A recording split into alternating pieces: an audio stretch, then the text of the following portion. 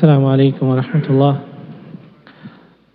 بسم الله والحمد لله والصلاة والسلام على رسول الله وعلى آله وصحبه ومن والاه.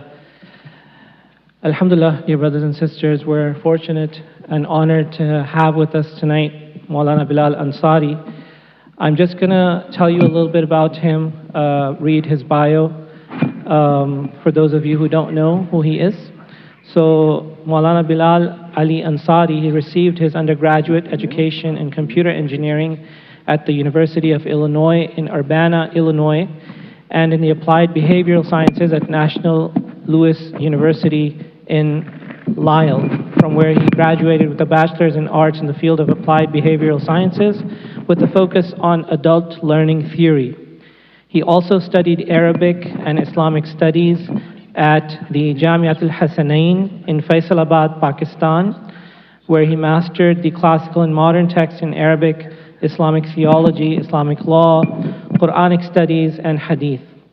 Mawlana BIlal holds certification in hadith from various reputable Islamic scholars, and he has continued his studies in discursive theology or kalam, Islamic jurisprudence or usul al-fiqh, and Islamic philosophy at Darul Qasim.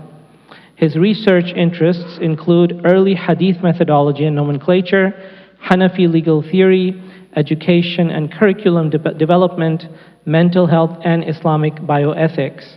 And he currently teaches courses at Darul Qasim in Arabic, Islamic law, and hadith studies. And tonight's talk is going to be an introduction to Sahih Al-Bukhari, the book as well as the author. So inshallah, if I can request for you to move up, inshallah, to bring more barakah into the session. And then I'm just going to ask Mawlana BIlal to begin whenever he likes, inshallah. And I was just told that he would like to have a slideshow presentation, so we'll see if we can try to set that up as well, inshallah ta'ala. But we'll begin, inshallah, Mawlana.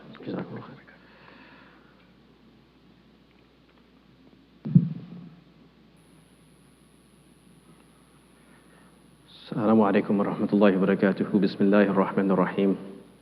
الحمد لله رب العالمين وأفضل الصلوات وأتم التسليم على سيدنا محمد النبي الأمين وعلى آله وصحبه أجمعين. First and foremost, I'd like to thank the organizers and the attendees for taking the time out to come here and to sit and bask in the glory of a circle of knowledge. These gatherings, especially on nights in which, mashallah, Saturday night is an opportunity to spend your time elsewhere, congregating in the house of Allah subhanahu wa ta'ala to remember periods of our glorious past, but also our link to that past, and inshallah ta'ala the trajectory of that intellectual tradition into the future, is one of those types of gatherings that the Messenger of Allah sallallahu alaihi wasallam informed us about, that when people congregate for the sake of remembering Allah, and this is a form of the remembrance of Allah, that those gatherings are encircled by the angels, encompassed by the mercy of Allah subhanahu wa ta'ala and His blessings. And Allah subhanahu wa ta'ala speaks highly of these gatherings in the gathering of the angels. So, first and foremost, I'd like to thank all of those of you who are taking out the time, and inshallah will bear with me as I provide you a glimpse into the life of one of the savants of human history. To set the tone, and inshallah ta'ala, for those who are online, they'll actually have access to these slides, and we'll soon connect you to these slides as well, so you can follow along. Imam Bukhari was not just an intellectual that is to be celebrated by Muslim historians or Muslims. Imam Bukhari was such a unique intellect and such a savant that his contribution to the intellectual tradition is a contribution to the human intellectual tradition. And I'll explain what that means, inshallah, shortly. But it's really something that Muslims should be proud of as a civilization. The ability to produce individuals, the likes of which include Imam Bukhari. In fact, just the word Imam Bukhari, I'm saying Imam of Bukhara, or the Bukharan Imam. It really speaks to who he was, that the city, a city that produced thousands and thousands of great scholars, that when the average Muslim thinks about the word Bukhari, we only attribute it to one person. We attribute it to Muhammad ibn Ismail al-Bukhari. And there were other great scholars of the Hanafi school, Abdul Aziz Al-Bukhari, and there are in certain contexts you'll say this is what the Bukhari, the great Imam Bukhari says, and it's someone else. But for the most part, when we say Imam Bukhari says this, or the book of Bukhari says this, we think of one person. And that speaks to how he carved out a space for himself in human history. So in this short period of time, to really encompass the biography of Imam Bukhari and even provide you just a glimpse into his life to get our feet wet and understand just the basics of the Sahih of Imam Bukhari would obviously be doing a grave injustice to the work. So I want to kind of just get an introduction, or get through the introduction of Imam Bukhari in his book and provide you a glimpse.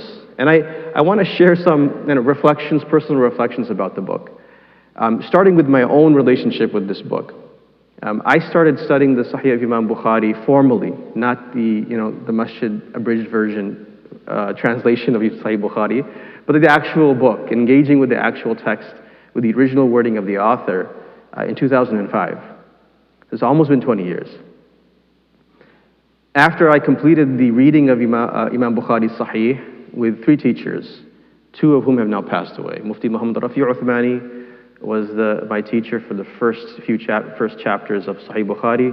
Then Mufti Muhammad Taqi Uthmani was my teacher of the remainder of the first half of Sahih Bukhari. And then their nephew, Mufti Mahmud Ashraf Uthmani, was my teacher of the last half. And each one of those experiences were the most memorable experiences of my life, both because of the teachers through whom I studied the book, but also because of the book itself. So after I had graduated from this program of hadith studies and reread the entirety of the book, cover to cover, and studied each of the words, I was fortunate enough to matriculate into a specialization in hadith program in Pakistan with my intellectual mentor and hadith specialist, Dr. Muhammad Abdul Halim Chishti, Mawlana Abdul Halim Chishti rahmatullah alayhi, who was a phenomenal representation of interdisciplinary expertise. He was a scholar of hadith studies, and he was also a PhD in library information sciences. So Dr. Abdul Halim, or Mawlana Abdul Halim Chishti Sahab rahmatullah alayhi, he's also passed away. He set me on a research project to be his assistant in the editing of a manuscript or a monograph that he had produced on Imam Bukhari and his life. So I was fortunate enough after graduation from a formal program to continue engaging with Imam Bukhari's book and to study not only the book but also the life of Imam Bukhari and some of the really interesting aspects of his early career, which I'm going to share with you shortly, inshallah. Can we see it? No, we can't see it? Okay, let me know when you can see the slides on the board. Is there something that I need to do? No? Okay. So, first of all, the name. So, Imam Bukhari, his name was Muhammad. And, many of us, our names are Muhammad, but we don't use the name. Like, Imam Muhammad was known as Muhammad. And he was so famously known as Muhammad that his students and his contemporaries would oftentimes simply refer to him as Muhammad, that Muhammad says this. For example, Imam At-Tirmidhi, a student of Imam Bukhari, he would often say in his Sunan, you only have one, okay. So only one will work? Okay.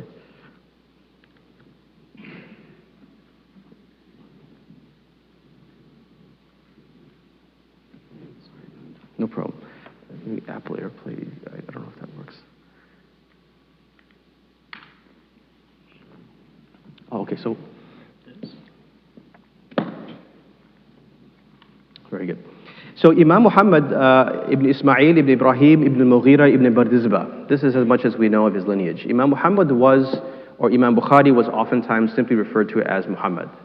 And his student, Imam Abu Isa At-Tirmidhi, in his Sunan works, and many people don't know this, but Imam Tirmidhi was a student, in some ways a contemporary and equal, but a self-proclaimed student of Imam Bukhari. In his book, in his collection of hadith, the Sunan, or Al-Jami', he oftentimes refers to conversations he had with Imam Bukhari. And he'll say, I asked Muhammad the following question. What do you say about this narrator? And he responded right, as such. So Imam Muhammad, most of us don't know his real name, but he was Muhammad, the son of Ismail, the son of Ibrahim, the son of Al-Mughira, the son of Bardizbah. Bardizbah gives away sort of his ethnicity. He was of Persian origin. Bardizbah is a Persian name. And his father, Ismail, was born into Islam, as well as his grandfather, Ibrahim. And then his great-grandfather, Al-Mughira, was the first to have accepted Islam in his family. Al-Mughira accepted Islam at the hands of a man by the name of Yaman al-Ju'fi, who was of Arab origin. So, in the past, when a person who was of non-Arab lineage and also accepted Islam at the hands of an Arab, they would adopt the name of the tribe that they accepted Islam at the hands of. And there was a concept of an alliance. So if you became a Muslim, you were almost assigned an identity or an attachment to a Muslim community. This is called the wala al-muwalat. It's a very fascinating concept, I think, of Muslims, especially in the United States, have to think about. That there is a relationship in Islamic law, a relationship not of lineage and blood, but a relationship of an alliance through accepting or embracing Islam. And what happens in this relationship is that if you enter this sort of alliance with someone, you even gain the ability to inherit from them. So if the blood relatives of an individual are not alive to receive your inheritance, and then others are not alive, eventually one of the individuals who will receive inheritance from you will be your what they call the wali through muwalat. So Imam Bukhari is sometimes referred to by this attribution of Ju'fi. He was Ju'fi. So people think that maybe he was of Arab origin because of that lineage, but the reality is that he had accepted, his great-grandfather had accepted Islam at the hands of an Arab of Banu Ju'fi, of the Ju'fi tribe. And he's also known as Bukhari because he was from the city of Bukhara, which is in modern-day Uzbekistan. Now, he was born, this is modern technology, in the time of Imam Bukhari, you'd have like 100,000 people sitting, and they're all just listening. This is auditory. Everything, knowledge was all transferred without the need for these kind of crutches, right? These devices that sometimes, assist us in learning and sometimes are a distraction. So, inshallah ta'ala, in the tradition of Imam Bukhari, we'll kind of rely on sama' or on the oral tradition. In just the words, inshallah. So Imam Bukhari was born on Friday the 16th or 17th of Shawwal in the year 194 after the Hijrah, or AH, which corresponds to the 23rd or 24th of July, 810 AD in Bukhara. Now, the reason that there's some ambiguity about the dates of birth is that traditionally in history we didn't really know with exactitude the exact day of your birth. So there were oftentimes estimates. And very often, even with prominent imams, we don't know more than just the year. And even the year sometimes is debated. The fact that we actually can pinpoint the day or the near date of the birth of Imam Bukhari is quite significant and very interesting. So either the 16th or the 17th of Shawwal in the year 194 Hijri. And by the way, if you go to like Wikipedia or you go online, you look for the dates, oftentimes those dates are very approximate or completely wrong. So this is based upon Arabic sources, traditional Arabic sources, and the corresponding date is through a calculation method. So you rely more on the Hijri dates. So he was born in the year 194 in the city of Bukhara, thus his attribution to, or Bukhari. And then he died on Saturday, the night of Eid al-Fitr, the 1st of Shawwal. So he was born in Shawwal, he died in Shawwal. In the year 256, at the age of 62, in the city of Khartang, which is near, it's like a town or small village near Samarkand. And that's where his mausoleum is today. No problem. This is an IT community, so we have to prove ourselves. It's up there, you got to see. Inshallah, you just needed the right person. Bismillah. So Al-Bukhari, Imam Bukhari is known by two main attributions, Bukhari and Ju'fi. Now, interestingly enough, oftentimes Muslims and historians would capture interesting dates through poetry. And so I thought this was interesting. I just share it with you. One of the historians writes, and there's like a system of numerology that I don't know if everyone is familiar with, but in Urdu and Persian also it's used, that oftentimes in the eulogy of a person who's passed away, someone will write a poem in praise or a eulogy of this individual, and the first line or a word in that poem will indicate the date of birth, and the last line or a certain word in that poem will indicate the date of death. And the reason is because in the Arabic language, certain letters represent numbers. So there's a science called science of numerology, and I'm sure you guys are all familiar with the 786, right? The 786, the numbers actually represent the numerical value of Bismillahir Rahmanir Rahim. Is it Bismillah or Bismillah Rahman Rahim? I forget. Just Bismillah. Just like actually in a lot of manuscripts and old handwritten versions of Bukhari, in the notes, there's a number that is used to end a quote. It's the number 12. And even sometimes students who haven't really studied these old handwritten versions of Sahih Bukhari, they'll get confused that why is at the end of this footnote that the number 12 is there. So that number 12 actually is the numerological equivalent of the Arabic word intaha, end of quote. So I thought this was interesting. I don't know, just kind of nerding out a little bit about Sahih Bukhari, but here's two lines of poetry that talk about Imam Bukhari, that كان البخاري حافظا ومحدثا. Imam Bukhari was a proficient memorizer of hadith and a muhaddith, a traditionist. جمع الصحيح مكمل التحرير. He collected this book, the Sahih, with perfect composition. ميلاده صدق. His birth was truth. Like his birth was a representation of the proliferation of truth. And the word sidq, if you look at the numerical value of sidq, it gives us the date of birth, or the year of birth, 194. Okay, so you have to know how to look at it. وَمُدَّةُ عُمْرِهِ فِيهَا حَمِيدٌ. And throughout his life, he was a praiseworthy person. He was Hamid. Hamid is the length of his life. وَمُدَّةُ عُمْرِهِ, he was Hamid. Like if you want to find, it's like he's telling you that if you want to find the duration of his life, the length of his lifespan was 62 years. And that's represented by the word Hamid. وَانْقَضَى فِي نُورِ. And he ended his life in light, in divine light. And Nur is the year of his death, in the year 265. I put the numbers there.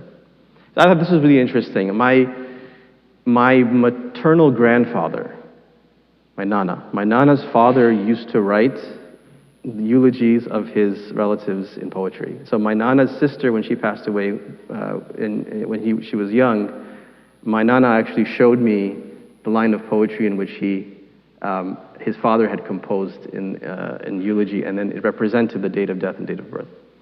So I thought this was interesting. So this basically really symbolizes three aspects of the life of Imam Bukhari, which I've highlighted in that gold. That sidqun, like he represented and he was an embodiment of the idea of truth. And praiseworthy character, praiseworthy person. And also nur, a divine light that shines over the world. Many aspects of Imam Bukhari are well known. You can go online and you can find the biographical information of Imam Bukhari.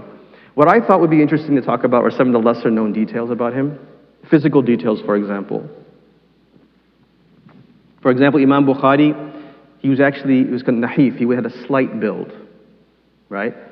Keep in mind that the modern Bukharans are Uzbeki of that origin. They're more of a Turkic origin, ethnically. It's thought that at the time that Imam Bukhari, right, Muhammad ibn Ismail lived, that the ethnic origin of the residents of Bukhara may have been more Persian of origin. So he had a slight build, and he was of a medium stature. He was not very tall. He was not tall, nor was he short. But he was actually considered very of a weak temperament, and you'll see why. Because he was so ascetic. He was so, I wouldn't say anti-materialistic, but he was so just like so much of a zahid. He was so disenchanted with the world that that affected his health. It said that for 40 years he didn't eat idam. We call it Urdu sanan. He didn't eat like a proper meal for 40 years. Like, you get used to it at a certain time, you're just like, yeah, I don't have sugar anymore. He's like, yeah, I don't eat food anymore. I just survive off of like the bare essentials, right? And he ate very little throughout his life.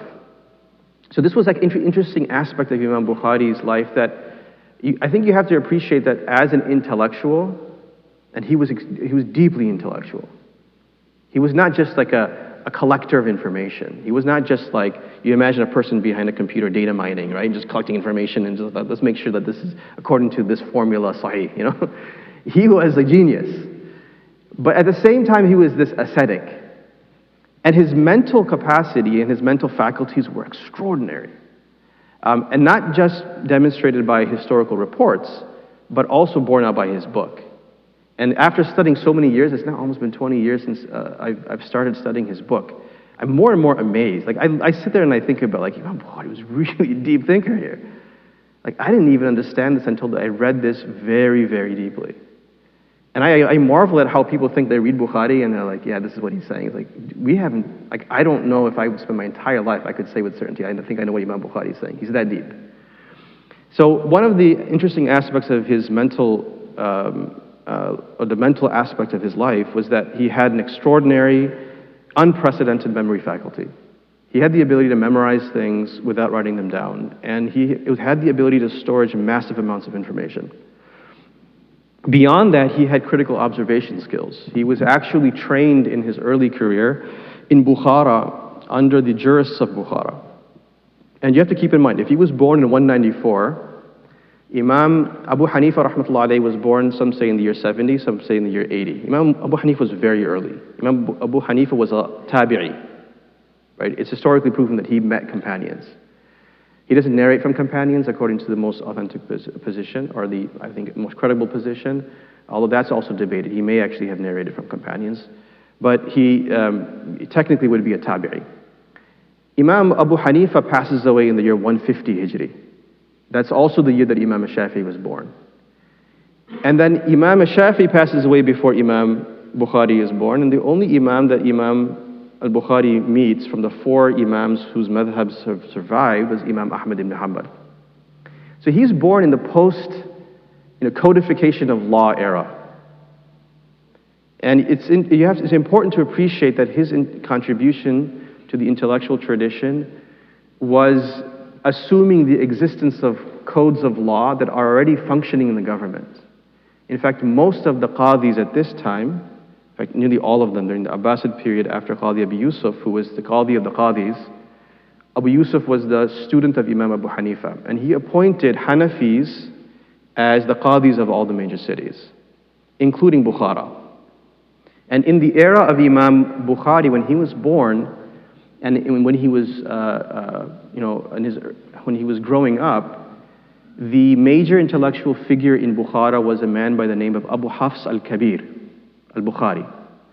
Abu Hafs al-Kabir, to understand the relationship between him and his predecessors, Abu Hafs al-Kabir was a student of Imam Muhammad ibn Hassan al-Shaybani, who was the direct student of Imam Abu Hanifa. So he was the student of Abu Hanifa rahmatullahi alayhi. And in Bukhara, the texts of law or the texts of Sunnah that were taught were predominantly the books of Imam Muhammad, meaning Abu Hanifa's students' books, and then also the books of Ibn Mubarak, who was a great muhaddith and the direct student of Imam Abu Hanifa, and Waki ibn Jarrah, also a student of Imam Abu Hanifa rahmatullah alayhi, and a great traditionist muhaddith and also a faqih. Waki is the famous teacher of Imam al-Shafi'i, about whom Imam Shafi'i said, سألت وكيعا عن سوء حفظي فأرشدني إلى ترك المعاصي فإن العلم نور من إلهي ونور الله لا يعطى لعاصي. Imam Shafi'i once says, I complained to my teacher, شكوت إلى وكيع عن سوء حفظي. I complained to my teacher about the weakness of my memory. So what advice did he give me? Leave sin. Because knowledge is a light from the Lord, when the light of the Lord is not given to the sinner. So Imam Shafi'i, he records this in the form of a poem, this advice of Imam Waki'. And Waki' was the student of Imam Abu Hanifa, and he used to give fatwa on the madhab of Abu Hanifa rahmatullah alayhi. So when Imam Bukhari is growing up, the dominant legal school and understanding of Sunnah is that of the madhab of Imam Abu Hanifa rahmatullah alayhi. One of our relative contemporaries, an investigative scholar by the name of Sheikh Abdul Fattah Abu Ghudda, he states that based upon the information we have about the early career of Imam Bukhari, rahmatullah alayh, he says that he was trained as a Hanafi, and his intelligence and his genius is likely a result of his having trained under the likes of Abu Hafs al-Kabir and Waqi' and Ibn Mubarak. Elaborating on his brief statement that he said basically he was trained as a Hanafi. This is where the genius comes from. And it makes sense because the jurists speak about like case law and case studies and precedent, and they talk about analytical reasoning and how this case relates to that case. And if you see that, it's all reflected in Imam Bukhari's book, unlike other books of hadith. You can see this legal mind working. So Imam Bukhari, rahmatullah alayhi, his mind, his critical thinking skills were incredible. And it's demonstrated by his book, and it's likely a result of his early education at the age of some of the children who are here, right? My nephews are here. So they were like, at the age of like 10, he had memorized tens of thousands of hadith reports, right? And I'll explain what that means. And his perceptive mind is really incredible. And I'll give you just at least one incident, which is I'm gonna provide you the full story of the perceptive mind of Imam Bukhari at adolescence. And we see a lot of this with our children today. That they're very perceptive and observant. They can find mistakes in even the academic conclusions of adults if you give them enough opportunity, right? And then on top of that, the spiritual aspect of Imam Bukhari's life include that he was like very persistent in his righteous deeds and his like a'mal. In the month of Ramadan, and some people think of these types of things as excessiveness, right? And they say like, look, maybe you shouldn't do this much ibadah. It seems like it's not the way of the Salaf. Well, if you follow Imam Bukhari's example, look at how much Quran he used to recite in the month of Ramadan. That he used to complete a full recitation of the Quran every day. And not only that, but after Taraweeh. So he would finish one recitation of the Quran every day. Then after Taraweeh, he used to do 1/3 of the Quran. So every 3 days he was finishing another khatam of the Quran. That's incredible. And if you think that's unbelievable, I can show you people in the United States who have done this. I know there's actually an imam in the East Coast, in Boston, that when he was studying hadith, he was studying Sahih Al-Bukhari, that year, his colleagues said that he would finish one khatam every day to review. He was the exception. He wasn't normal, right? But it's certainly possible, and there's still people actually who do this today. There are mashayikh who've talked about them. Their mother, Mawlana Zakaria talks about his mother, that every day while she was preparing the food and throughout the day she would finish one khatam in the Quran in the month of Ramadan. So Imam Bukhari was spiritual. His salah, he was so focused on his prayer, is to think about like what type of a genius mind, but also like a focused, passionate scholar and Muslim he was, that it said that once he was invited to kind of like an outing in an orchard. And the owner of the orchard relates the story, Hashid ibn Ismail. And he says that once Imam Bukhari was invited for this outing, and he started to pray. And while he was praying, he started to show a lot of discomfort over and over again. And he was kind of like sweating. And after he finished his salah, he lifted his whatever clothing he had, and he said to someone, "Can someone check if there's something there?" And they found that there was a hornet that had stung him 16 to 17 times. And they asked him that, "Oh Muhammad, why didn't you like stop your prayer?" He's like, "I didn't want to disturb my prayer, interrupt it." I mean, like, you think about the level of focus a person needs to have, mental focus, in order to not be distracted by, the things that we're distracted by, right? Our phones are going off, we're thinking about. He doesn't want to disturb his salah, even though he's getting stung multiple times by a hornet. And then, of course, one of the really interesting aspects of his life is that despite the fact that he was a hadith critic, and it is sort of the responsibility of a hadith critic to criticize people, right? To say, look, this narrator of hadith is not reliable. This narrator of hadith is a forger, the fabricator, they're a liar, they're a charlatan, right? You can use any type of language for that.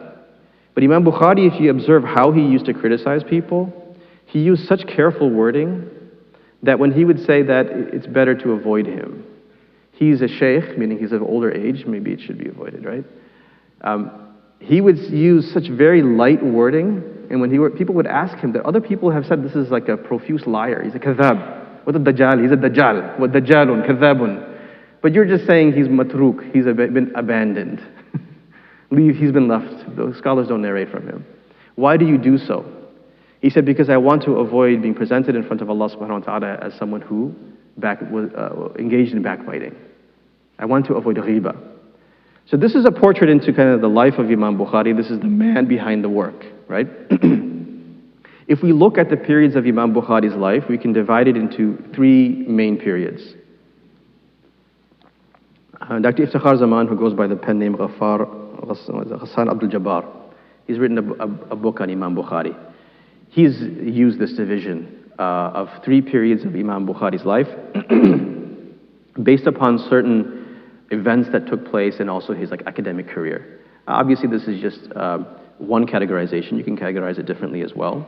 The early years of his life are from the age of birth to the age 16, and then the middle years, that 40-year period of time when he begins his journey of hadith studies, is between the ages of 16 to 56, and then his final 8 years of his life from the age of 56 to 62, that should be. I'm sorry. That's incorrect. That was a typo. So it should be the final 6 years of his life, right? Or, around the final 6 years of his life.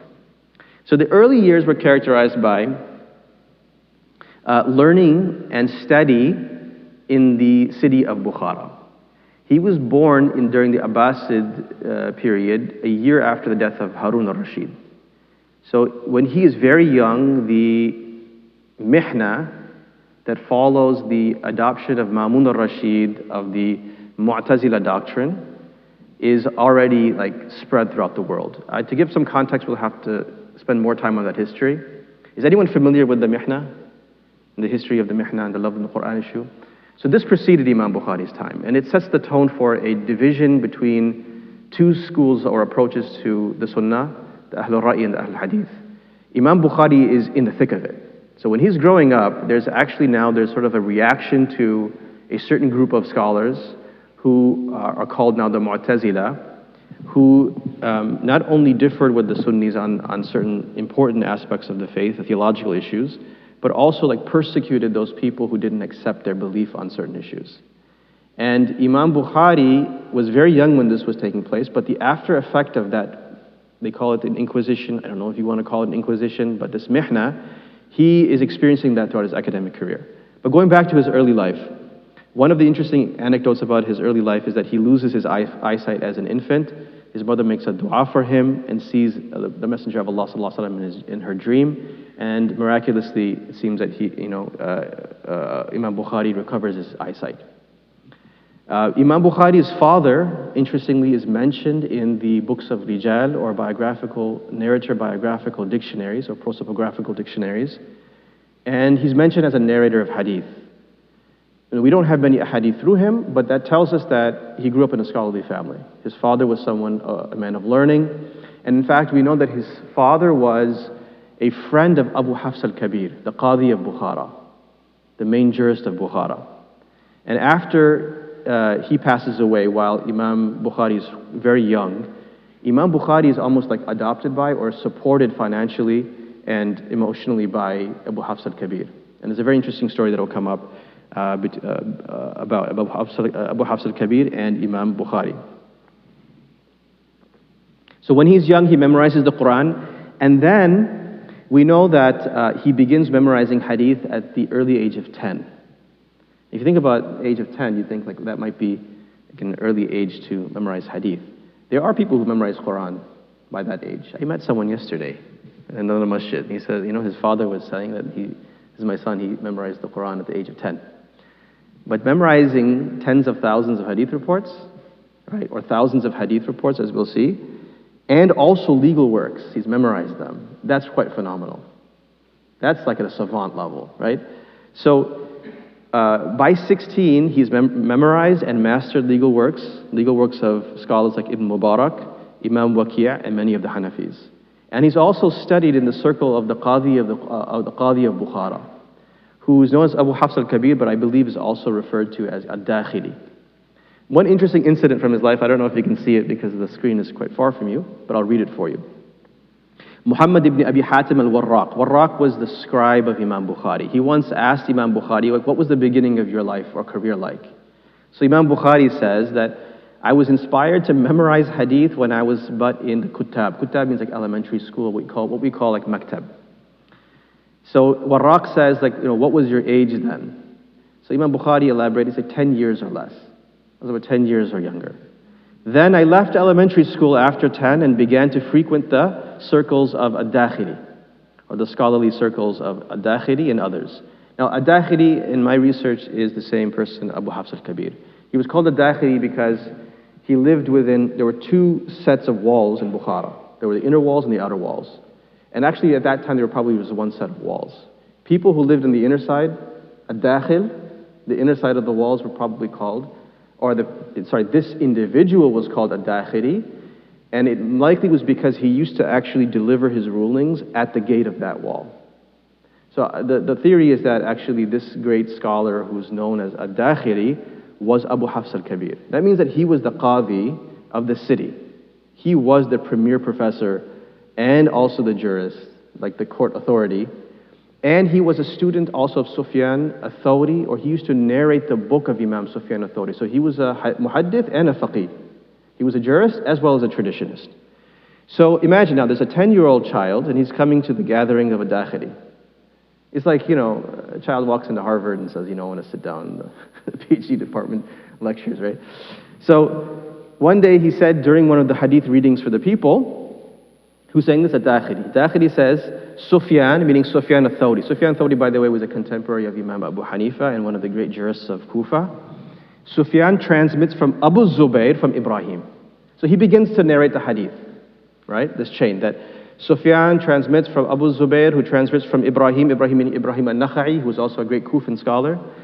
And this child, Imam Bukhari says, I said to him, Abu Zubayr does not transmit from Ibrahim. He says, look, Sheikh, you made a mistake. It's not Abu Zubayr. Abu Zubayr doesn't narrate from Ibrahim. Because as a perceptive child, he recognized that Abu Zubayr doesn't narrate from Ibrahim. It was Zubayr, the son, who narrates from Ibrahim. So the Sheikh says, he brushes him off, and I said to him, he brushes him off. He's like, obviously it's a child. Why would they be correct? And all these, there were thousands of people sometimes in gatherings. Who knows? Maybe there were hundreds at that time. Maybe there were just dozens. But when a child speaks out, you usually don't give it that much weight. Until then, he insisted. He said, consult the original copy. By the way, that tells us that Imam Abu Hafs al-Kabir was transmitting those hadith from memory. That was all this technology that we have. Like, imagine just Sheikh has got nothing in front of him. The students are just writing everything down from his memory. Again, you think of that as fantastical, right? Until you really think about some of the numbers that are demonstrated today, how many people run the Boston Marathon? It's like 20,000 people, right? It's crazy. If you think about it, you'd be like, yeah, you're just making that up. Fake news, right? But you think about it, no, if that's the culture, it's actually very possible, especially when you have a very strong oral tradition. There was a scholar by the name of Imam Sarakhsi.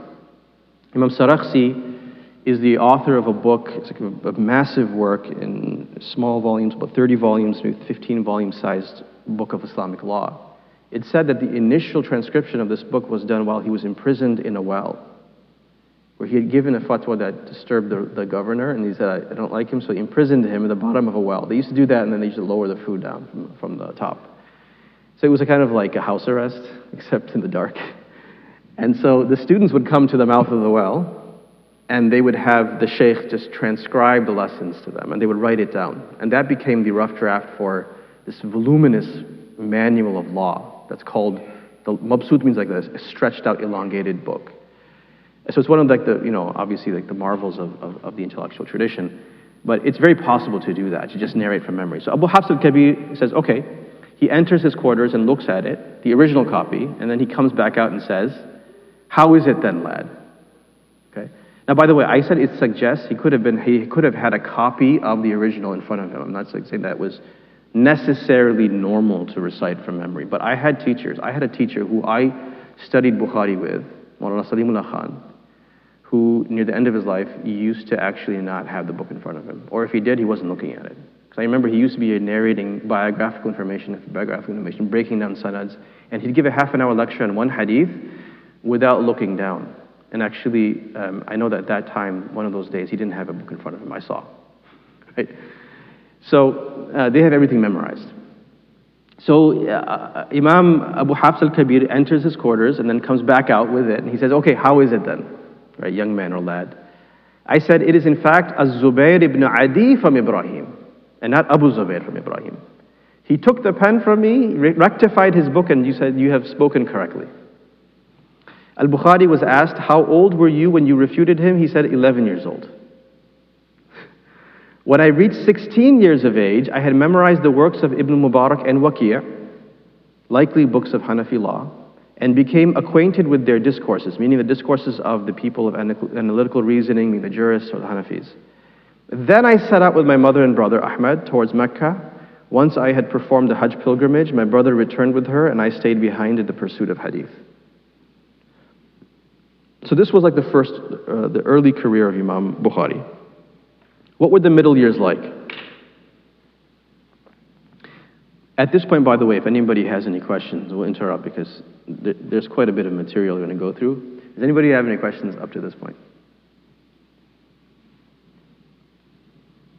You weren't expecting question and answer session in the middle, were you? Like, we're not ready for any questions. No? Okay, so then I'll move on. So the middle years of Imam Bukhari's life start from that age of 16. This is the year 210 Hijri. Imam Bukhari goes for Hajj with his mother and brother, and then stays behind. And the next 6 years or so, no, actually the next, I don't know how many years exactly, but for some years Imam Bukhari stays in the Hijaz, Mecca and Medina, in that area, and he spends that time collecting hadith and composing books of biographical information. Then, after that, over the next 6 years, he travels to various cities, and I'll just show you the map of his travels, to collect and to transmit hadith.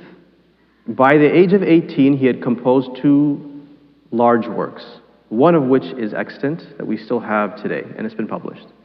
The other, which is not the first work necessarily, was a collection of the fatwas of the Sahaba and Tabi'in.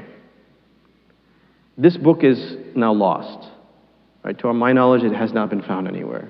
It's called Fatawa al-Sahaba wa Tabi'in, but it is suggested that perhaps this book was incorporated to a large extent in his Sahih. The other book is really fascinating work, and it's understudied and underappreciated. It's the first work Imam Bukhari produces in Mecca, in the Haram, and it is his At-Tarikh al-Kabir, or his greater history. Imagine at that young age, a teenager, he's writing like an encyclopedia or a dictionary of narrator biographies. And he's writing down the biographies of 3,600 narrators of hadith. Now, to appreciate this number, first of all, 3,600 is a lot.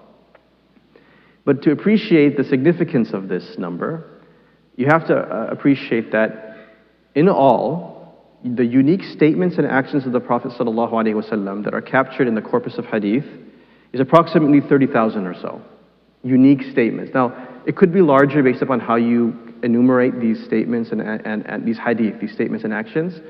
But imagine 30,000 unique sort of events that are captured by hundreds and thousands of chains.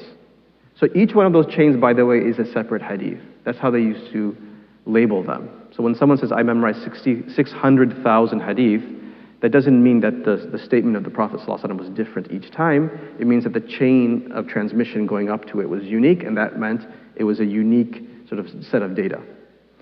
So the Tarikh al-Kabir contains 36,000 narrators of that corpus. In all, there are approximately more than 7,000, actually more than that, but about 7,000 of the main narrators. 7,000 is a lot, but the main narrators who narrate in the 6 major collections. So Bukhari, Muslim, Abu Dawud, Tirmidhi, Nasa'i, Ibn Majah, let's say Muwatta and a few other books. If you were to take the narrators that are found in those books, how many are there? It's approximately 7,000 to 8,000. The fact that early in his career, he had authored an authoritative book on judgments and biographical information on 3,600 of them is something to think about. He had already captured more than half of the corpus. Okay, and then he wrote the Sahih after that. Okay, now this is the sort of image, it's not completely, I think, clear, but this is an image of his travels. This is actually from a museum in Bukhara. A scholar in the UK, Mawlana Yusuf Shabir, had shared this online, so I like this one over some of the other ones because it shows kind of the back and forth travel. Some maps just kind of show you one way, but he traveled a lot, right? And at that time, he didn't have, you know, bullet trains and planes and electric vehicles and the comforts that we have today. I mean, traveling from one place to the other was an incredible feat, you know? You didn't know if you were going to return from the Hajj journey. And in Islamic past, like if you look at the travel logs of many of the people who went for Hajj, they would basically sign off their properties and everything, and they wrote their wasiyas because many people knew that they weren't going to come back alive, right? Because travel wasn't that easy back then. So this is kind of maps his travels in the pursuit of hadith. He went from city to city, and oftentimes many times. Like he went to Baghdad multiple times. It's really interesting sort of tidbit about his life. When he went to Baghdad the first time, he met Imam Ahmad ibn Hanbal. But because Imam Ahmad's teachers were still alive and transmitting hadith, he actually didn't go and sit with Imam Ahmad and capture hadith from him. He sat with their teachers. Then, the next time he came back to Baghdad, Imam Ahmad ibn Hanbal had stopped transmitting hadith. He had gotten to an age of retirement. He's like, I'm not transmitting hadith anymore. So one of the interesting questions is, why does Imam Bukhari not narrate that many hadith from Imam Ahmad? Right? Even though he was very prominent and he had the ability, he spent time with him. It was because actually, you know, the interesting nature of his travels. Just some anecdotes about his life from Imam Dhahabi's Siyar wa A'lam an-Nubala. Again, his scribe, Muhammad ibn Hatim, records that Imam Bukhari himself stated that I have written down hadith from 1,080 individuals, all of whom were Sahib hadith, traditionists or masters of hadith. There was like a really rich academic culture at that time. Muhammad ibn Sulaiman al-Baykandi, he once pointed to Al-Bukhari and praising him, he said that this young man has memorized 70,000 hadiths. So Imam Bukhari, and sometimes when people they talk about you and you're like, it's not true, but you're like, whatever, right? You don't know because they don't say yes or no, they just kind of ignore it. So you don't know if it's true. Imam Bukhari, he testified, he confirmed that. He says, yes, that's true. But he also added that he said, yes, not only have I narrated or have I memorized 70,000 hadiths, but he said, I can tell you the dates of birth and death of most of the narrators in each of the chains, as well as where they had lived, meaning their travels.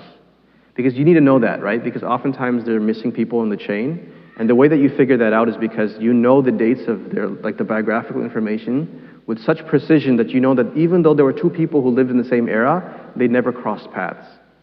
They were never in the same city at the same time. That's how Imam Bukhari knew that sometimes there were missing people in the chain. I mean, that's the level of his perception. In addition, he could tell him what Quranic verses or what other hadiths one could quote to support each hadith. Imam Bukhari's student Al-Firabri says that 90,000 students audited or heard the Jami' Sahih. Because at this time he was also transmitting his book. And it took about 16 years for Imam Bukhari to compile his work. And during the time when he was gathering hadith, he was also transmitting hadith. And people used to stop him in the streets and just say, narrate hadith to us. And there'd be such a crowd that he wouldn't be able to move. And they wouldn't let him go. Because you know hadith and you've traveled here and you're the master, you're this master. He's this young man. But they are all collecting hadith from him. That's why I termed him the walking encyclopedia. And a prodigy, because he was a prodigy. It's said about him, famously, that he would hear a hadith in one city and he would write it down in another city. And he had such confidence in his memory that he knew that if he was to travel a long distance and just write it down when he got to another city, he would be able to do so without making a single mistake. Right? Which is a tall claim, but it's been proven. As a child, he had memorized 70,000 reports. Al-Bukhari claims himself, I can recall 100,000 Sahih reports. And I can recall 200,000 reports that are not sound. So I mean, like, look at how much like data mining was taking place in that brain, right?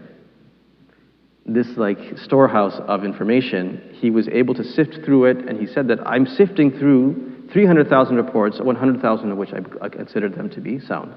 And he's analyzing them. 10 traditionists of Baghdad. There's a famous story that when Imam Bukhari became quite famous, he was still relatively young. He was doing these 40 years. He visited Baghdad, and before he arrived, 10 of the masters of hadith decided to test him. They would have these huge gatherings, right? When a muhaddith came to a city, oftentimes the reception of that muhaddith was greater than the reception of the Khalifa. Which is why, like, the wife of Harun al-Rashid used to say that you don't have honor, as these scholars have the honor, because the people respect you out of fear, and they respect the muhaddithin out of love, the scholars out of love. Meaning there would be gatherings of tens of thousands of people that would leave the city to receive these scholars, right? So Imam Bukhari, before he came to Baghdad, they were critics. You know, hadith scholars were critics. They were skeptics. They were critics. They were the ones who said, yeah, let's see really what he has, and let's test if these claims are true. So, and by the way, this is a part of our hadith tradition. Some people think that in the hadith tradition we're just, accepting everything in Imam Bukhari's Sahih because he was pious and he used to perform a ghusl before he included every hadith in his book, and he used to pray 2 rak'ahs. So everything must be Sahih because he was righteous, right? No, not at all. Scholars for over 1,000 years have been tackling this book and trying to criticize it. And for 1,000 years it has been proven that this book is just a marvel of human, genius. And how credible is it? Now, historically proven is to be true. There are scholars who criticize the meanings, extraction of meanings, and the legal derivations from the book. But the historical authenticity and credibility of the reports is something that, for the most part, the Ummah has said that, look, I mean, we've tried to criticize this book, and based upon our criticism, we're saying that this is the most authentic book after the Book of Allah. Not based upon just some kind of like assumption. It's based upon a legacy of critical methodology. So in any case, so these 10 traditionists, they said that we'll take 10 hadith each and we'll jumble them up. We'll mix up one chain and attach it to a different statement. Or we'll mix up the narrators in the chain so they're out of order. And then in front of everybody, we'll test him to see whether or not this person really is what they say he is. And so when he got to this gathering, they asked one after the other that, do you know this hadith, this person who narrates from this person who narrates from this person who narrates from this person? The Prophet ﷺ said this. So he says, I don't know that one. I don't know it. I don't know it. One after the other. And then when one of those 10 finished his 10 hadith, the other would come and say, what about these 10? And every single one of them, he said, I don't know that one. I don't know that one. I don't know that one. I don't know that one. After they were done with 100, right? I mean, people must have been like, why did we waste our time? He doesn't know anything. Then he said, I don't know those 100. I don't know those ones, but these are the ones I know. And he corrected every single one of those 100. And Hafidh ibn Hajar al-Asqalani says, what's marvelous about that incident is that not that he corrected them, but he corrected them in order, one after the other. The fact that he was able to maintain the order, and he said, what I know of this hadith is that it goes through this chain in this order, and this is what the Prophet ﷺ said. So that was the mind of Imam Bukhari. Similarly, in Samarkand, 400 scholars tried this with him. They said, all right, let's try to see, if 400 minds can best the mind of Imam Bukhari. These were the kind of like the mental gymnastics that they used to test each other with, right? This was like Monday night, like Raw or Monday Night Football. This was the match, what people wanted to see, like this mental match, right? And Imam Bukhari he silenced everybody. Wherever he went, no one was able to match his mind.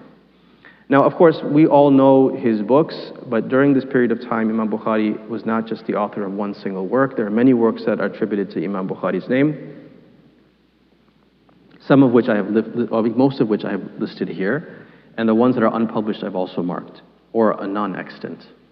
At-Tarikh al-Kabir is his larger, it's a voluminous work. It's published in, according to some editions, like 10 volumes or more, a dozen volumes. So it's this large book, right, of the biographies of 3,600 narrators. Then there's a book called At-Tarikh al-Awsat, which was published with the wrong name. It was published under At-Tarikh Al-Saghir. And the At-Tarikh Al-Saghir, I believe, is unpublished, the original Tarikh Al-Saghir. There are three major works of a historical nature which document the biographical information of narrators of hadith. Then there's a book called Al-Du'afa Al-Saghir. It's a small work that collects the names of weak narrators. That is been published. The Asami Al-Sahaba, the names of Sahaba, this is lost. It's a book that probably just a list of the names of companions.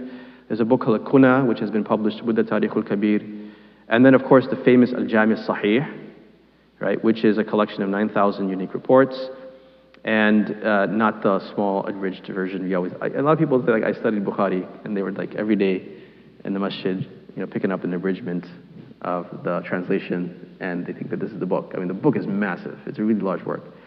And then there's another book of Imam Bukhari called Al-Adab, or sometimes called the separate Adab book, because there's a chapter called Al-Adab in his Jami Sahih, and then there's another book of his called Adab. So what actually ended up happening is people used to call this the separate Adab, Al-Adab al-Mufrad, and then people started thinking that the word Mufrad is part of the title, so now it's usually published under Al-Adab al-Mufrad, right? But it actually, Mufrad is not part of the title. It's called Kitab al-Adab, the Book of Adab.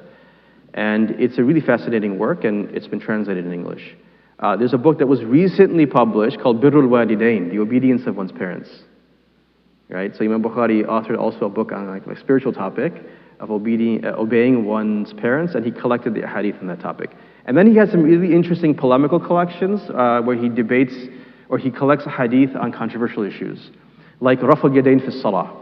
Should you raise your hands or not before going into ruku' and when you're coming up from ruku'? So he has a collection of hadith on that topic.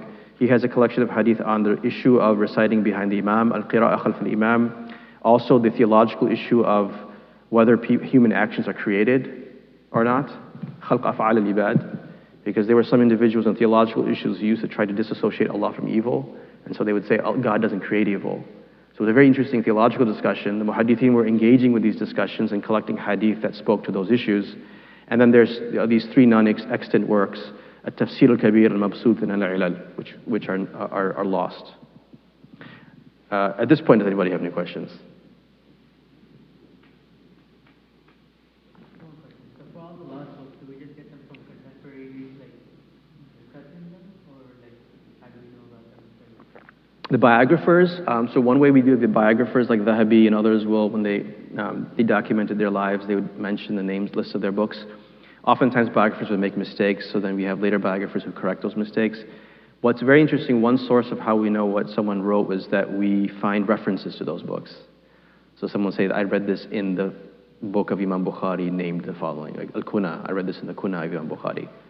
And sometimes it's confusing, are they referring to a chapter in another book of his, or is this a separate work? So oftentimes there are differences of opinions about how many works there are. Sometimes there are misspellings, misattributions, some of them based upon catalogs that scholars would write, the Fihrist of Ibn Nadim, etc. Yeah, very good question. You're probably a student of some of this. No, yes? On the biographical dictionaries that you wrote, could you give an idea of what level of detail each entry has? Very good. So typically a biographical dictionary will include the information that's most critical to judging them as a reporter. So imagine like if you had a list today of Imam Bukhari. So Imam Bukhari's work will have, number one, the name, lineage, the identifiers of the person, any debates about that information. Then it will also contain historical reports, usually with a chain, about their travels. Because again, it's about determining whether or not there's a connection between reporters. And then also the comments of scholars about them. What did critics say about this reporter? Also would make comments, his own comments about them, about their theological positions, about their memory.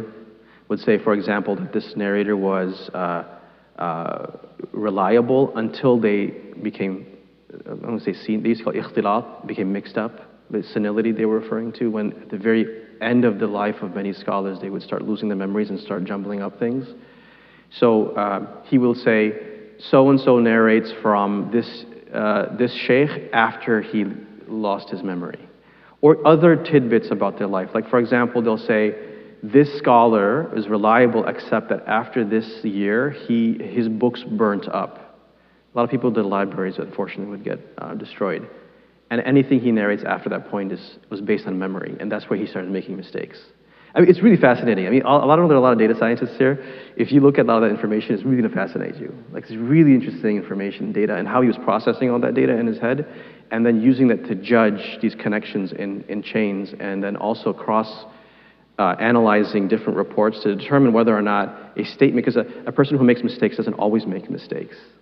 So how do I know that in this instance he didn't make a mistake? He may have said the truth in this report. So that was a lot of kind of information you'll find there.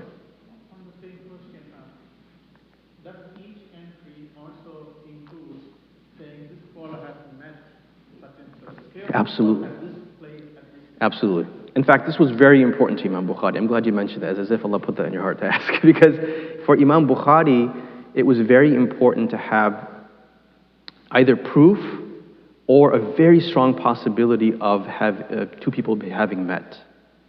And the reason is because in the early terminology of transmission of information, obscure wording was often used. They would use the word an, from so-and-so.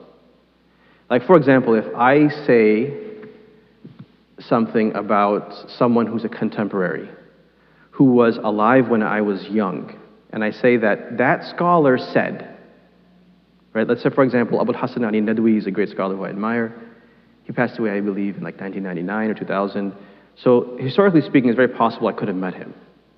I'm not going to give you my date of birth, but you can have to just assume that was possible, right? So you could say from afar that, yeah, you know what? It's theoretically possible that because this person says that this scholar, right, Sheikh Nadwi said, that he probably heard him say that. Imam Bukhari, for him, that wasn't enough. He needed to have proof that these two had a strong possibility of actually having been together and having transmitted information to one another. he has recorded this in his biography. Where it's possible, yes, he does record that, yeah. Actually, that was a condition for him. So I was making sure it's also recorded in the tabaqat. So not for every narrator. Not for every narrator. And a lot of these, so not for every narrator. But I think a lot of it is sort of assumed. See, one of the things about Imam Bukhari's book is really interesting is that he assumes the reader is intelligent. So if he's going to tell you that so-and-so traveled to this city, right, after this, and then in another biography he's mentioning that this person lived in that city, he knows that you're going to put two and two together and figure out that their meeting was possible. In fact, you know, this is one of the things I wanted to conclude with, but after reading Bukhari, and not just hearing this from teachers and accepting it blindly, but now after having read Bukhari, I can tell you that Sahih Bukhari was not written for most people. It was written for experts. It was written by an expert who spoke at a level, you know, like oftentimes geniuses speak at a level that most people don't get it, and they don't have like the ability necessarily. This is about other people. The other geniuses. Oftentimes they have a difficult time speaking to the general audience. Now, in that time, books of hadith were not written for most people because most people didn't read or engage in these scholarly discourses. So certainly we can say safely that all the books of hadith were written for a certain audience, for academics. But Imam Bukhari's book in particular was written at a very high academic level. It does seem like he was writing it making assumptions that the reader was really intelligent. Yeah. Sorry. Yes.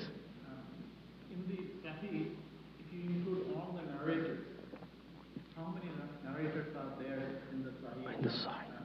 If you remember, otherwise fine. Oh man, this is a good question. I should know this, which tells you why, like, I'm not Imam Bukhari, because I can't even remember this information. I know it's. I'm not going to try to guess. Yeah. But it's a very large number. It's a very large number. What I can tell you is that what a lot of the scholars have done, like Imam Mizzi, is that they've collected the biographies of just the narrators of certain books. So Imam Mizzi, Imam Dhahabi, or Imam Mizzi, for example, he wrote a book called Tahdhib al-Kamal, and in that book he included detailed biographical information of the 6 books. And that book was published. There's a smaller version of it, a condensed version, but one version is in 35 volumes. So it's a lot of information. Okay, I'm going to try to get through some more of this. I haven't gotten to the book yet. Yes?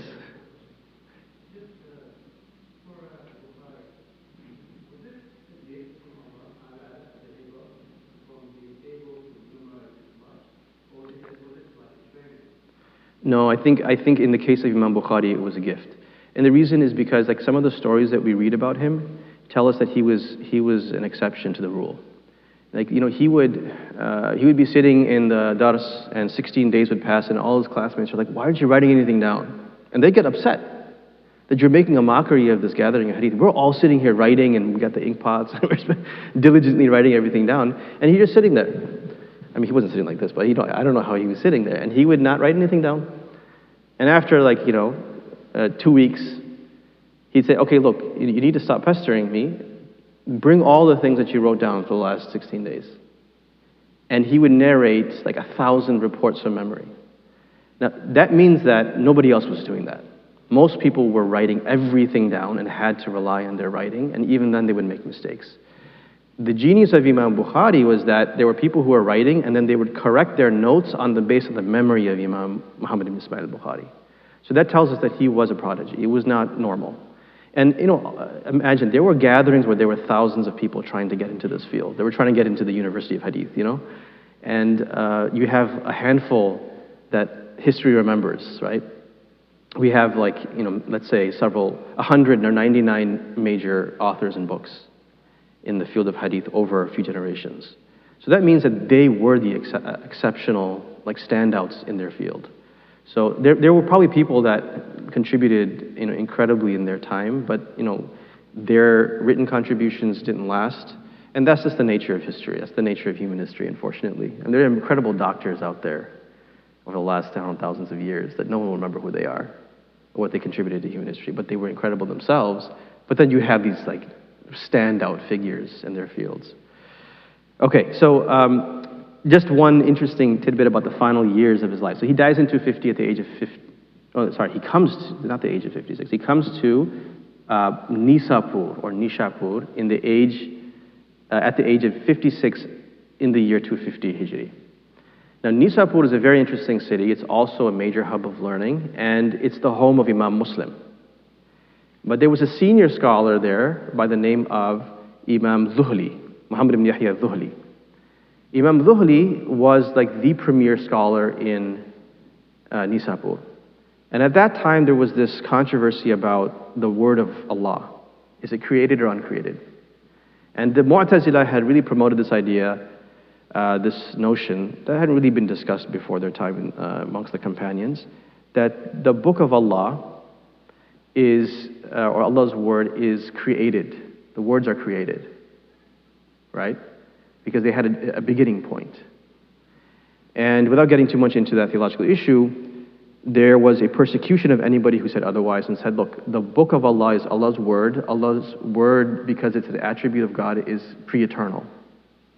You can't separate the word of God from his other attributes. So therefore, it is pre-eternal. We don't say it's created.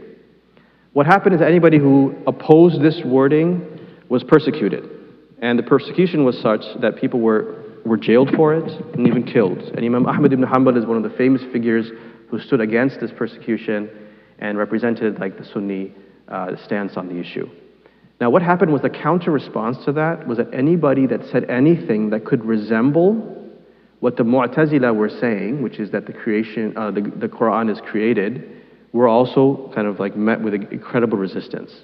Imam Zuhli was on that camp. Supporters of Imam Ahmad, who said that any obscure wording that could perhaps be a hint towards this idea that the Quran is created, they should be dismissed from their position. And there's a statement, an interesting statement that some scholars used to use to get out of trouble with the government. And that was, they would say, if someone said, what do you say about the Quran? So they would say, lafzi bil Quran makhluq. My love of the Quran is makhluq. The Arabic word love has two meanings. One is the word, and one is the pronunciation of the word, my utterance of the word. So that statement, my love of the Quran is created, could have two meanings. One, that my vocalization of the words is created. The other is that the words themselves, the divine word is created. So like these, police would come and they would ask the scholar, what do you say on this? And they would use this obscure statement sort of to get out of trouble. Some people would do this. Imam Zuhri was firmly against that. He said, that's haram, you can't do that. You can't even make a statement like that. Now what happened was people became so hypersensitive and there was this polarization of society to such a degree that even people who didn't say something like that, but then they were accused of saying lafzi bil Quran makhluq. And Imam Bukhari was a victim of that. Imam Zuhri said to Imam Bukhari when he came to this city that don't speak on this issue, just don't get into it. But someone went and said, Imam Bukhari, what do you say about the Quran? What do you say about the Quran? So he gave a very nuanced response. But people are not nuanced, right? So what happened is he said, the Quran is Allah's word and uncreated. Our deeds are created, our actions are created. In another report, or version of the report, he said, the Quran is Allah's word and uncreated. All our actions are created and our words are part of our actions. So what did he do? He separated the words themselves from our actions related to the words and said, look, the word itself is uncreated, but our wording of the Quran, or our utterance of the Quran is created. But someone went to Imam Zuhri and said, Imam Bukhari says that lafzi bil Quran makhluq, or something like that. Imam Zuhri said, get him out of the city. And so what happens is that he then appealed to the governor, and the governor said, okay, have him removed. Imam Muslim was a student of Imam Zuhri, Imam Bukhari was a student of Imam Zuhri. Imam Zuhri was the teacher of both of them, in the sense that he gave them hadith as well. And Imam Bukhari, think about his character, that even though this happened with him, he didn't stop transmitting from Imam Zuhri. He still transmit from him. He just wouldn't call him Zuhri. He would just use his other names. But Imam Muslim said, this is so wrong. He left the company of Imam Zuhri and he stopped transmitting from Imam Zuhri. Because Imam Muslim said in support of Bukhari that he's been wronged. This is the sad reality of, unfortunately, even the academic world, that these types of things happen. So what happens is that Imam Bukhari essentially is exiled from Nisapur.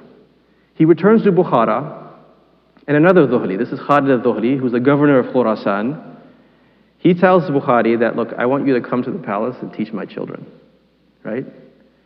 Today sometimes people also, they look, I don't have time to go and send my kids. Or it's below my children. I'm like the governor. It's below my children to go to school. So I'm just going to have them homeschooled with the best of the best. So he's like, great, Imam Bukhari's back. Imam Muhammad ibn Ismail is back. He'll teach my kids. So he tells Imam Bukhari that come and teach my children. Imam Bukhari says, look, if you'd like them to study hadith with me, you'll have to come to me. Imam Khalid, or the Amir Khalid Zuhri, has him exiled from Bukhara. And this very late part of Imam Bukhari's life, and there are many lessons we can learn from it, it's very interesting. He eventually, at the end of his life, he's frustrated by all of these negative experiences, and he eventually tries to head out towards Samarkand. He has relatives in a village outside of Samarkand in a place called Khartang. And at the age of 62, he reaches there, and he's about to enter Samarkand when people start hearing about the controversy. You know how this misinformation spreads, and people say this and people say that, right? The people of Samarkand were about to greet him and welcome him, but then some say, wait, hold on a second. We've heard that he was removed from other cities. So they're starting to debate whether or not they should let Imam Bukhari in the city. Imam Bukhari remains in that town outside of the city until eventually then they realized what had happened and they settled. They said, no, of course, you let him in.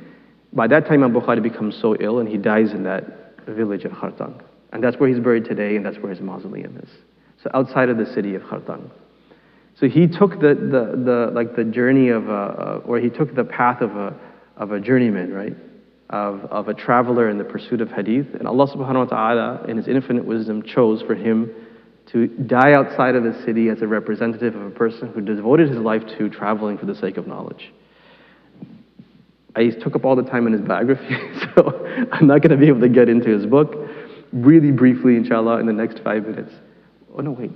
What time is Salah? Oh, I have a lot of time, okay. So I'll give you another 15, 20 minutes, inshallah, just to get through some of the information about the book. I wasn't going to get into too much of the book because the book is going to require an entire lecture. But the book, briefly, we know it as the Sahih. But the actual name of the book, as was quite typical in the past, was very long. The actual name of the book is Al-Jami' Al-Musnad Al-Sahih Al-Mukhtasar min Umuri Rasulillahi sallallahu alayhi wa sallam wa sunanihi wa ayyamihi. And it's very telling, actually, because this book tells you the nature of the text. Number one, it's jami'. It's meant to be comprehensive. It covers like wide aspects of the faith. In fact, Mawlana Yusuf Binodi rahmatullah alayhi used to say that this is not a collection of hadith. This book is not a collection of hadith, it's a book of the faith. It's the embodiment of all of Islam.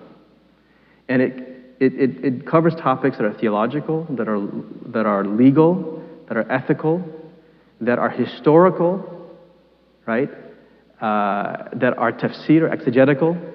I mean, it contains information about everything. It really is, in a way, and if you think about how, by the way, in many madrasas or traditional seminaries, their ultimate book that they study is actually Sahih Al-Bukhari. And people ask me, like, why isn't the Quran? And the simple answer that I give is because this is the Quran embodied. You want to see the Quran applied, then you have to read it in the Sunnah. So it makes sense for it to be the comprehensive wrapping up of all of Revelation. So you want to see Revelation lived, you have to read the Bukhari. So number one, it was jami', so comprehensive. Musnad means it was essentially prophetic. Primarily the reports in the book are attributed to the Prophet ﷺ, and musnad also implies that through unbroken chains. As-sahih, authentic or sound reports, and al-mukhtasar. Some people ask the question, like, why isn't this book contain all those 600,000, 400,000, or 100,000 reports that he had that were sahih? It has 9,000 or so reports, and of them, not all of them, of course, are prophetic. Well, because he wasn't intending the book to be comprehensive to that degree. He wanted it to be short. So he calls this the abridged collection. I mean, he knew that people didn't have the capacity to have everything, and there was also, by the way, at that time, circles of hadith and writing of hadith all over the world. And if you read his book, what's very interesting is he makes references to hadith that he doesn't include, assuming that the reader knows about these hadith, because everyone talks about them, right? It's like giving a reference to a personality or to a book today, right, that everyone just knows. He's like, yeah, you know J.K. Rowling, right, in her famous book. Like, you don't have to name it, because today in our custom, everyone knows what that is, right? Well, some people do. I don't know. I got some blank stares when I said that. Or, if you use another kind of very specific reference, so Imam Bukhari makes these references, and that tells us that he knows that there are hundreds of thousands of reports that are out there, floating out there, and he's making comments about them without including them in his book. From the affairs of the Messenger of Allah sallallahu alaihi wasallam and his traditions and his days, meaning his history. So this is the name of the book. It took 16 years to compile. Imam Bukhari says that he didn't include a hadith in his book until he performed a ritual bath beforehand, a ghusl, and offered 2 rakahs of salah. So it was a very deliberate project, a deliberate inclusion.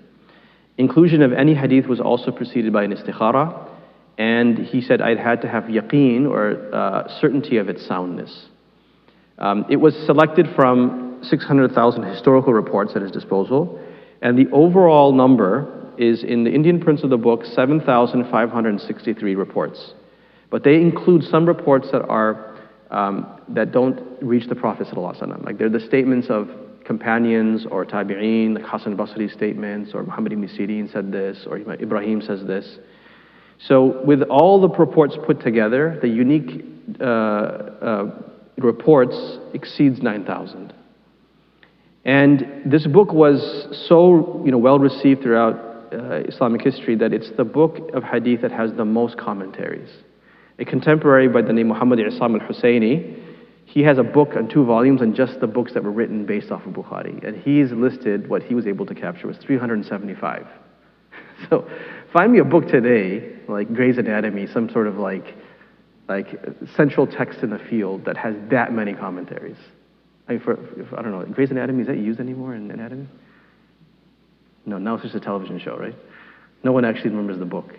So there's an anatomy text, right? I don't remember, I just remember seeing it on my dad's shelf and asking what this was. And it's like a classical book of anatomy, right? Or if you look at a book in physics, right? Or even in philosophy, Plato's works don't have this many commentaries. Socrates' works don't have these many commentaries. Like the fact that 375 that we can have evidence of today, commentaries and glosses were written of Sahih Bukhari. And by the way, I have purchased a lot of them. I can show them to you. They're really large. Just one I was announced today that was 20 volumes. I bought one that was 35 volumes recently. Spent a lot of money on it. And I was thinking beforehand, it's called Najah al-Qari, if anybody wants to love here. Yusuf Effendi al-Masi. He was an Ottoman muhaddith. And by the way, he really is a fascinating scholar because a lot of people think the Ottomans didn't have hadith. But if you read al-Masi's book, it's a massive commentary by a Hanafi, by the way. It really tells you that there was something going on in the Ottoman times in hadith scholarship. So something to explore for the researchers. But I mean, this really tells you how much attention was given to this book. That scholars devoted their lives and spent, I mean, this is, by the way, just in the past. Today, just my teachers alone, each one of them have massive commentaries on the book. Mufti Mahmud Ashraf Usmani Sahab's lecture notes are being published. Mufti Taqi Sahab's 8 volumes have been published. Mawlana Sayyidullah Khan Sahab, I studied Bukhari with him as well. 16 volumes have been published of his lecture notes on Bukhari. I mean, the Bukhari durus, like the lectures of our mashayikh, they're massive. And they really also demonstrate that living genius that lives on in every generation.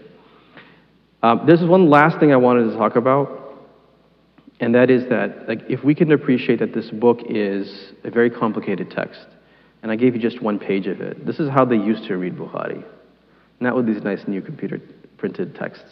You see this picture? This is how Sahih Bukhari was read and studied in the past. Just one page of it. One of the questions people ask is that, is every report that Imam Bukhari included in it Sahih?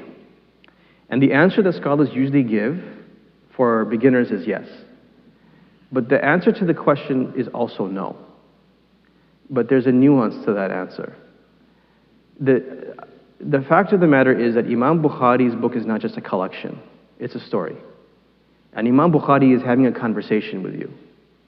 And very often people don't realize, but as Sheikh Muhammad Awama says, Imam Bukhari's Sahih is not a book, a collection, it is also a criticism. It's a critical work. And often he will mention reports, not so that he authenticates them, but to tell you it's not authentic. So pay attention to how I'm mentioning it to you. And the non-expert oftentimes that's lost on them. And I give you one example. Typically they say if a hadith is in the chapter title but not in the body of the chapter, Imam Bukhari is not validating it. To add to that, sometimes there are reports that are in the body of the chapter that Imam Bukhari is not validating. He's not saying it's authentic. And one famous such story that has become very popular, and I want to just address this one, and to demonstrate why it's important to read Bukhari correctly. Read Bukhari the way he intended it to be read. Then everything is sahih. Is this whole idea that after revelation, Rasulullah ﷺ became so sort of afraid, or he was disturbed by the revelation, that he attempted to commit suicide. There's a book that's, unfortunately, I've seen in people's bookshelves that includes this report. And there are other seerah books that sometimes even scholars who honestly attempted to collect the authentic seerah have included this, unfortunately. In this book called Revelation, there's this quote that it is safe to say that if it were not for Khadija, Muhammad might have gone through with his plan to end it all, and history would have turned out quite differently. In this book, Revelation, the author claims that the Prophet ﷺ begins to doubt his own sanity. On several occasions, he nearly throws himself off mountain cliffs, but each time he is greeted by Gabriel, who reminds him that he is indeed God's messenger. Now, why would someone make this claim? The reason they would make this claim is because this information is found in Sahih Bukhari. Now you're thinking, well, of course, that means that it must be Sahih. Not if you read it the way Imam Bukhari wanted it to be read. And I give you the details. This is the actual report in Arabic. It's kind of too small probably for you to read. But basically, Imam Bukhari includes this report through the famous transmitter Imam al-Zuhri in the book of the interpretation of dreams, not in the book on the beginning of Revelation. There's a whole chapter on the beginning of Revelation. He doesn't include this information there, where you would imagine it should be. He mentions as a side note in another chapter where there's another issue related to the interpretation of dreams. At the very end of that report, where he gives the full sanad, the full chain, he mentions, almost as like a by the way, Zuhri says the following. Now, Imam Bukhari did not meet Zuhri, so there's a missing chain there, which is a red flag, and a person who knows how to read Bukhari correctly would recognize that he's not affirming the authenticity of this report. He's saying, amongst the things that Zuhri has said about this incident is the following. Experts have said, this is proof that if you know how he's mentioning it, he's saying, by the way, Zuhri is incorrect. This is from the things that Zuhri made a mistake in. And it's famous that Imam Zuhri, if he doesn't provide the full sanad for what he's saying, the scholars of hadith used to dismiss it. This is a translation of a portion. The hadith of Sayyidah Aisha radiallahu anha narrating the beginning of divine revelation upon the Prophet sallallahu alaihi wasallam is well known. Al-Bukhari and others narrate it through various paths. This is actually a quote of Sheikh Muhammad Awama in his text, Muqaddimah al-Kashif. This is actually word for word translation of his quote. Al-Bukhari and others narrate it through various paths. Amongst them is Al-Bukhari's transmission at the beginning of the book of dream interpretation in his Sahih through the path of Uqayl and Ma'mar, both independently from Az-Zuhri, from Urwa, from Aisha. At the end of it is the following. At the end of that report that is authenticated by Bukhari, there's like this postscript. He says that then Waraqa passed away immediately afterward, and revelation paused for a period until the Prophet, may Allah bless him and grant him peace, became downcast, according to what has reached us, to the extent that he repeatedly set out so that he may fall off the tops of lofty mountains. Yet every time he drew near the summit of a mountain so that he may fling himself from it, Jibreel would manifest himself to him and say, O Muhammad, sallallahu alaihi wasallam, truly you are the messenger of Allah. Hence his agitation would find calm and his heart would become settled, and so he would return. Now, if a person doesn't read this carefully, they're thinking, well, this is sort of another verified piece of information about that story. Sheikh Awama, who's he's actually alive today. He's an expert. He's like one of the masters of hadith today. He says that this postscript of Zuhri's report, starting from the statement, the Prophet, may Allah bless him and grant him peace, became downcast according to what has reached us. According to what has reached us. This is the hint. To the extent is a postscript of Az-Zuhri, one of the narrators of the chain. It is evident from the postscript. Evident for whom? The expert reader. That he appended it to the previous chain and did not mention his own chain of transmission for it. The great commentator on the book, Al-Hafidh ibn Hajar al-Asqalani, states in his Al-Fath al-Bari, commenting on this very narration. So if you wanted to find like what the classical scholars said on it, you can find it also in the classical commentaries. Ibn Hajar says, the one stating, according to what has reached us, is Zuhri. And the meaning of the statement is that amongst the various things that have reached us regarding the Messenger of Allah sallallahu alaihi wasallam in this story, the report is thus from the unsourced or incompletely sourced reports of Az-Zuhri and is not connected. It has a broken chain. Okay? The report is hence from what they call the Mursal reports, whose grading among the scholars of hadith is well known. That they are nothing, meaning they're not established. According to Shafi'i, Yahya al-Qattan, Yahya ibn Ma'in. In the wording of Yahya al-Qattan, the Mursal narrations of Zuhri are worse than the Mursal narrations of others. Now, the reason why I gave this information to you is simply to demonstrate that this part of the hadith that follows the goal, Fima Balaghana, Imam Bukhari was intending to make an indication toward its weakness if the reader was able to understand sort of the way that the science works. A person who wants to open up the book and put his finger on a hadith and say, it must be sahih because it's in there. It's kind of like the person who puts their finger in the Quran and finds the word Haman and says, I'm going to name my son Haman or Qarun. I actually went to a masjid and I saw a child and they had a soccer shirt on and the back of their shirt it said Haman. So I said, oh, is that supposed to be Hamad? He says, no, Haman, it's in the Quran. So, you know, the idea that you put your finger on something in the Quran, you know, and they're just, okay, we're just going to use that. It's like that, obviously we laugh at that. But that's the same way that if you think that I'm just going to open Sahih Bukhari, Sahih Muslim, put my finger on anything and it's going to be authentic, that means that you're not reading it the way the author intended it to be read. So it's a very sophisticated book and it's meant to be read by experts. I just wanted to, I can't give you too much information about the book, but I wanted to give you a demonstration of why it's really important for us to devote some energy and time and some brain power towards understanding this critical book of our intellectual tradition. Why, if we really claim that this is the most authentic book on the face of the earth, as a human endeavor, after the book of Allah subhanahu wa ta'ala, there's nothing more authentic than this book. So it's from the human books.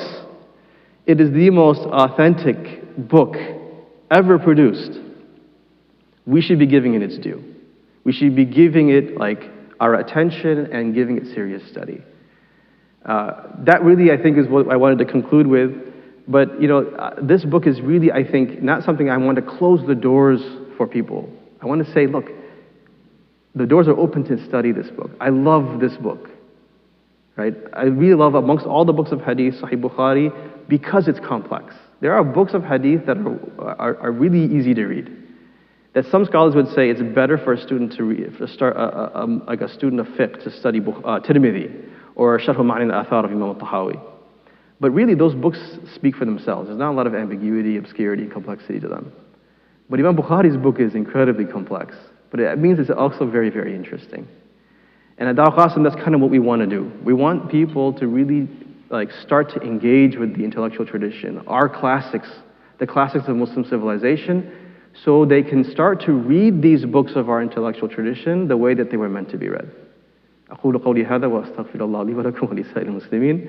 With that, I conclude, inshallah ta'ala, and because we did take questions beforehand, I'm going to give us an opportunity now, inshallah ta'ala, to end and give the adhan and prepare for salah. Subhanallah wa bihamdihi, subhanakallahumma wa bihamdik, nashhadu an la ilaha illa anta nastaghfiruka wa natubu ilayk. Assalamu alaikum.